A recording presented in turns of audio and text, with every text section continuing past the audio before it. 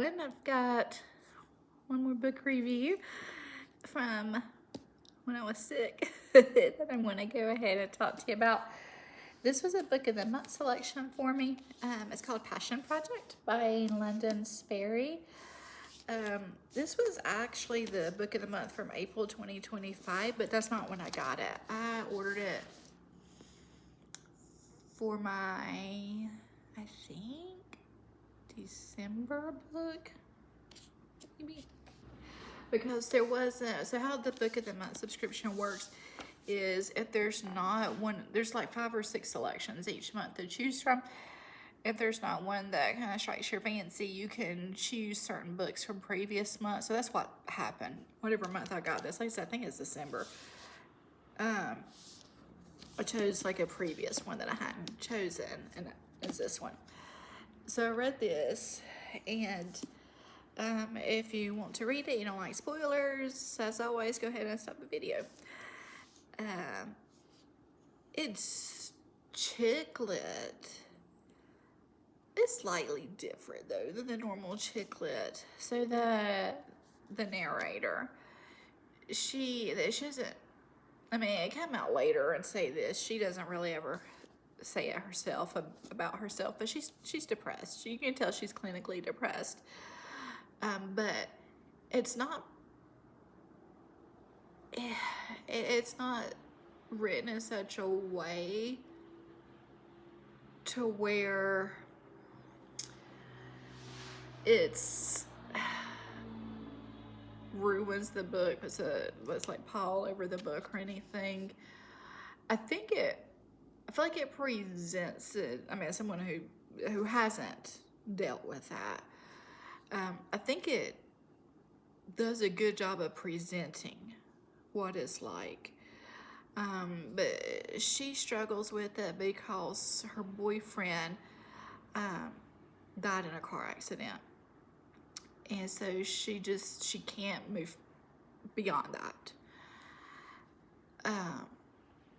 And it's been like years later, and she's just really struggling to move beyond it. It comes out later in the book that he was actually driving to see her because she was breaking up with him, and they were doing the long distance thing. And so when he was driving to see her to kind of talk that out, that's when he got in a car accident. So she has the guilt of that she's dealing with. But she's in New York City, you know, it's kind of her boyfriend who's passed. It was his dream for them to live in New York, not necessarily hers. So she's in the city now.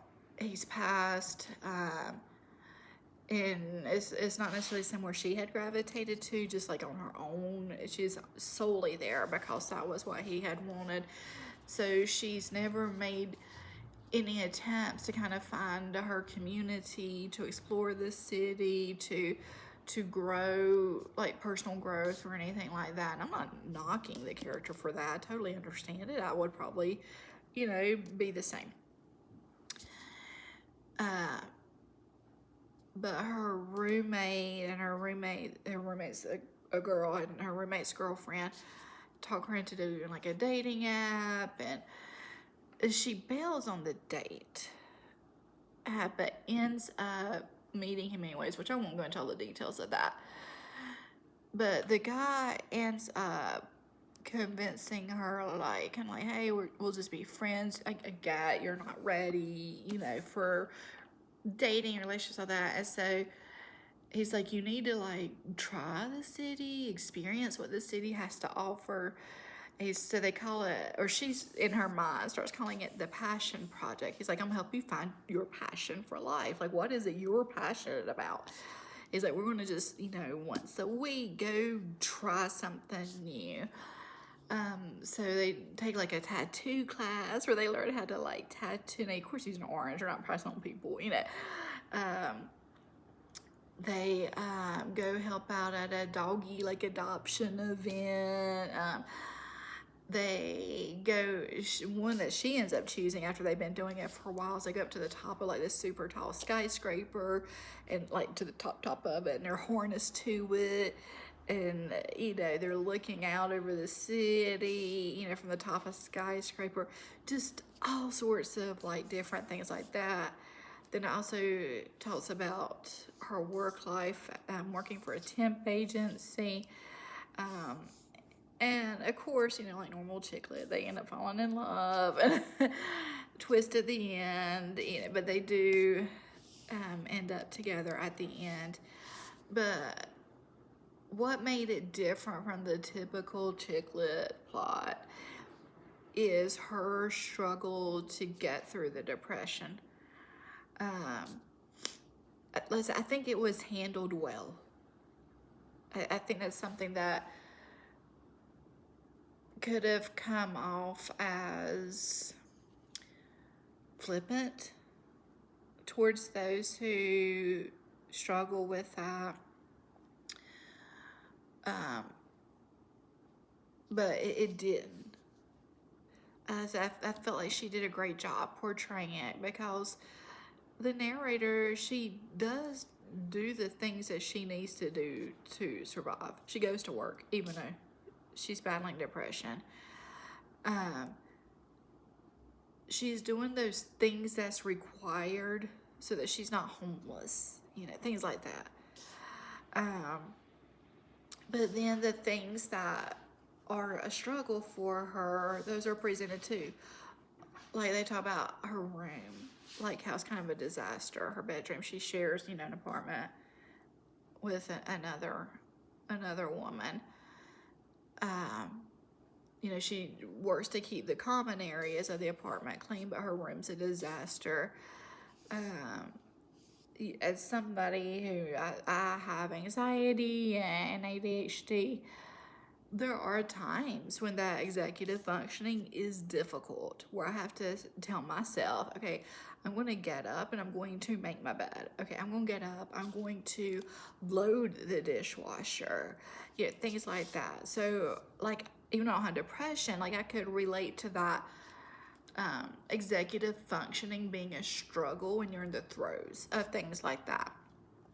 And I felt that this author did a great job of that, because even when, like, me personally, the executive functioning is a struggle, I'm still logging on to work. I'm still doing a good job at work. I still take care of my dog. Those kinds of things. I'm still going to the grocery store. I'm still cooking my meals. That kind of thing. But things that aren't necessary for survival do get put on a back burner, which is what was happening with this character. And then as she kind of starts coming out of that depressive episode, thanks to the Passion Project, you know, in my opinion, like a big turning point in the book was she cleaned her room. And I know, like, with me, it's kind of the same thing, like, you know, when the anxiety, when it's kind of been a little higher than normal and then it's calmed down, you know, that's me. I'm like, okay, I'll reset the apartment, you know, kind of thing. And, you know, please don't take that to mean like, oh, it's a pigsty all of the time. No, it's not. It's not ever a pigsty, but it's not showroom ready all of the time either. And just kind of went on a rabbit trail there, but like I said, I think the author really handled the main character's depression really well with that. So if you want chick lit kind of told with you know, something a little different, I'd check it out. I think it was good. I think it's one of the better chick lit books I've read in a while. I would definitely read something else by this author for sure.